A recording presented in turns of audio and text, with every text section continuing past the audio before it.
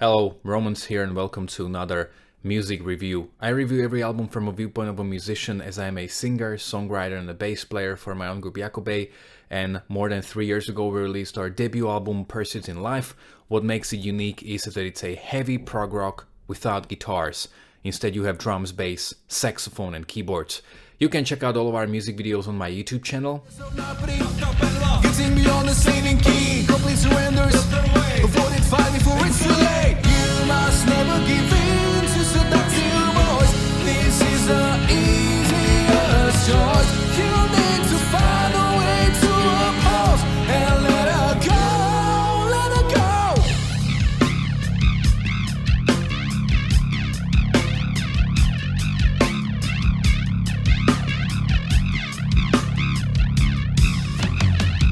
And in the description of all these videos you will find all the information about where is the record available.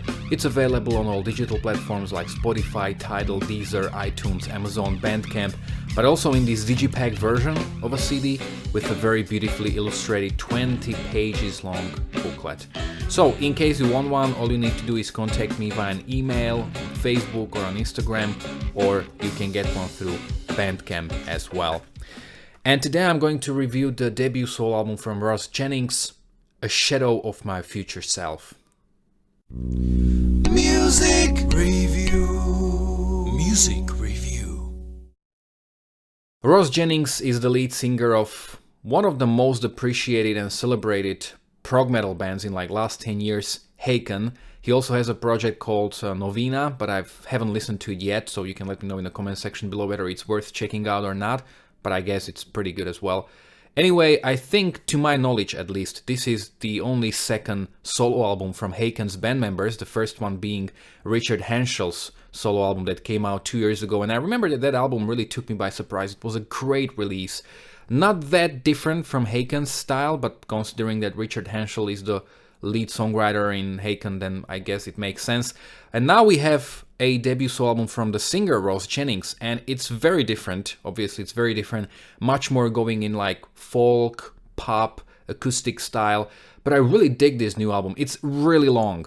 It's very long. It's an hour and 18 minutes long with the bonus track, which is just an insane length. And you know from watching my videos that I don't really like very long records. But anyway, it came out like 2 weeks ago. I've heard it 8 times as of now, and I'm really digging this record, so let's start with the review. The album has a kind of a strange opening, which is the track Better Times, which is essentially all in all acoustic song.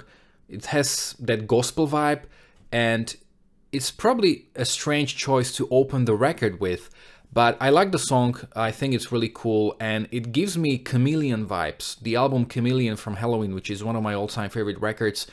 And the record kind of goes many times in a similar colorful expression as the Chameleon.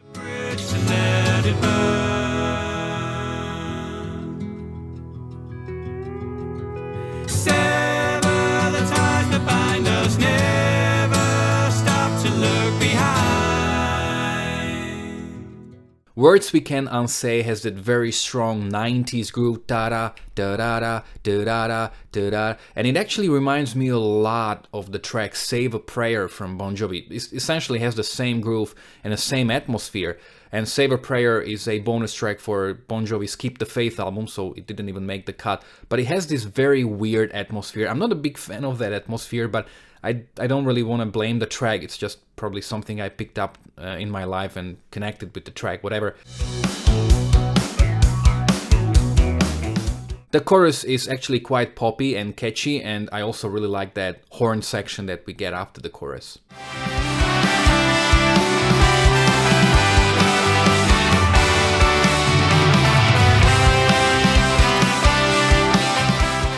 Violet is definitely the heaviest track, almost going into that heavy prog territory, and especially with that saxophone at the beginning, it's really great.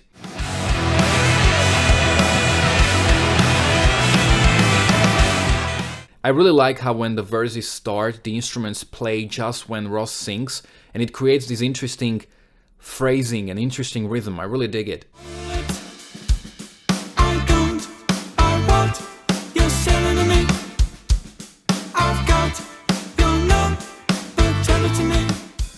The chorus is again catchy and very bright and optimistic. It kind of breaks the atmosphere a little bit for me, considering how the song starts and the overall seriousness in the verses, but the chorus actually is very much in the style of most of the tracks on the album. The Apologist is an interesting song. It's like this funky, jazzy, psychedelic track. I really like the tension it has and the overall playfulness, and I think that playfulness is probably the best adjective to describe the album in general.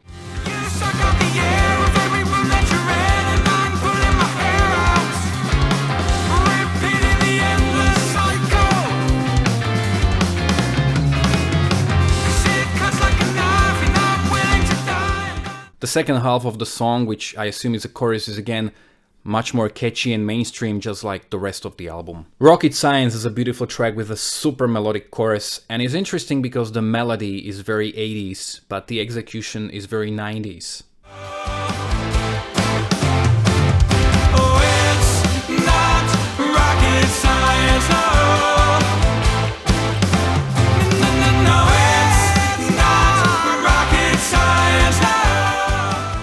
Catcher in the Rye is this chilling summer song. I really love the overall laid-back and relaxing atmosphere.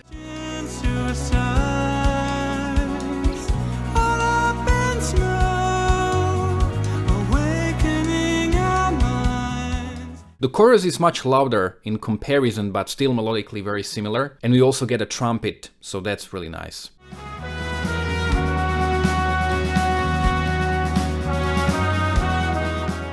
Since the Day is another acoustic song with plenty of vocals. Since that day,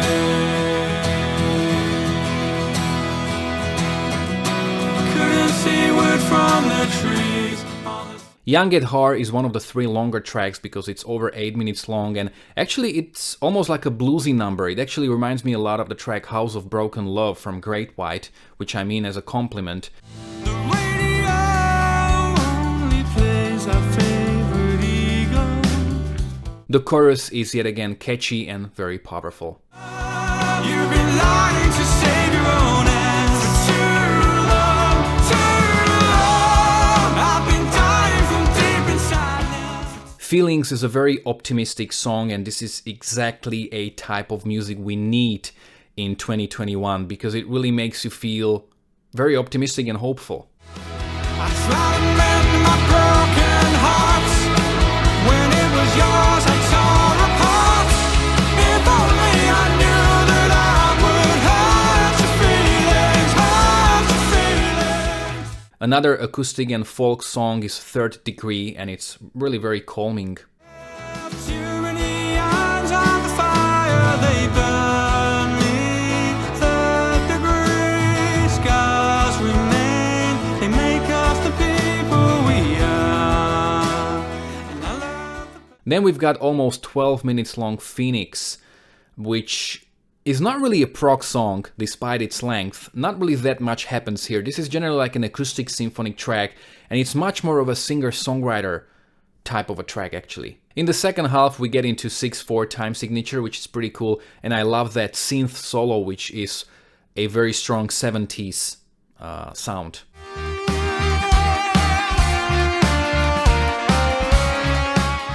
And we even get this beautiful vocal part towards the end. We rise and fall to nature's law, we owe it to ourselves. The final longer track is Grounded, which is around 8 minutes long, and we've got a pretty big shift of tone here because this is a pretty melancholic track, and everything that has come so far was at least to a certain degree or in certain parts optimistic and catchy, and this is the first time where we get all in all really kind of sad and melancholic. Apart, and I'm going nowhere fast. I have never felt so grounded. We even get a beautiful saxophone solo here.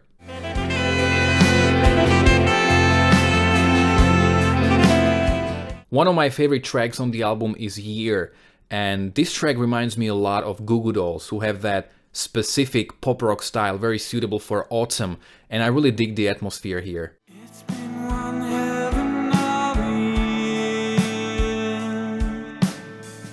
I never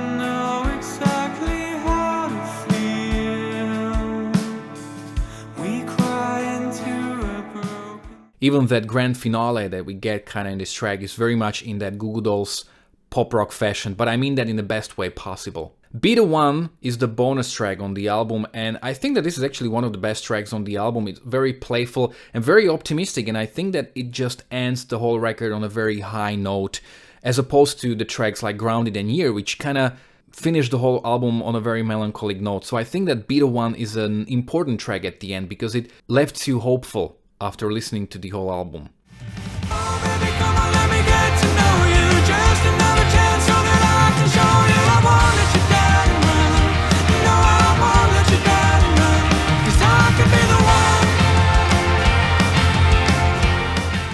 To sum up, I really dig this album. It's so colorful, it's very well written, it's got beautiful atmosphere, and it makes you feel really good. The only downside of this record, in my opinion, is that the material is really strong, and it's almost a shame that usually with records like these, they will never get to be performed live, and it's just a waste of a really good material. But you never know, maybe Ross will go on a tour or whatever. So did you like this review? If you did, and if you like the videos I'm making, consider supporting me by purchasing my debut album Pursuits in Life, because I include audio samples and thus making my reviews the most informative and entertaining to watch. I usually run a risk of getting a copyright claim, meaning that I won't be able to monetize my videos, and whatever money a video earns goes to the author of the original audio samples, which I have no problems with, because these artists and bands, they deserve all the money they can get. But these videos are extremely time consuming for me, and basically the best and the only way how you can support me at this point is by buying my debut album Pursuits in Life. The second album is already finished, it will come out sometime next year, and if you like colorful and playful and original music, I think you're gonna dig both of these records. Have you heard this album already? You can let me know in the comment section below whether you agreed or disagreed with me. If you are a Ross Jennings fan, you can let me know how much you like his other projects, maybe which one is your favorite one. You can follow me on Facebook or on Instagram. You can find links to both in the description of this video below. Also, if you like this review, don't forget to like, to share, to subscribe. You can check out my own original music, my live performances, my very popular Worst to Best series, and quite a lot of other videos and series as well. Thanks a lot for watching.